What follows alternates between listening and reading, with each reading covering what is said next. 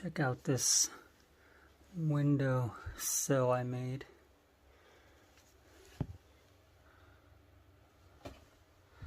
See, here's the second one. Got a cove router, so cove router, we rounded over the edge. It slipped off there, so we're gonna fill it. Once it's on, it was a nice piece of Douglas fir. Look at that nice graining. I actually pulled it off the front of the house, and I mean, how can you not want to use this?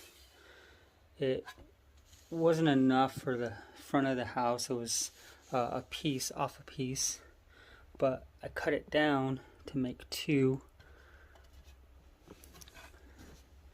So as you can see, very nice.